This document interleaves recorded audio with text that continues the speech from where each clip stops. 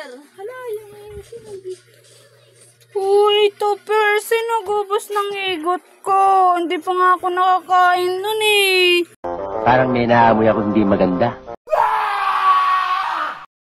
Hala, baka hindi ako. Si Ate Jisa.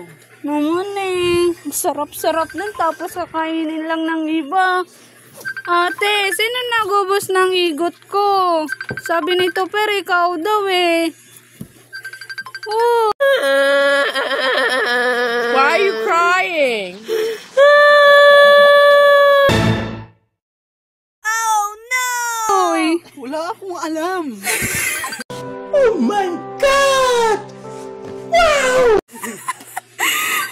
Tingin nga, bakit nasa mukha mo nang ebidensya?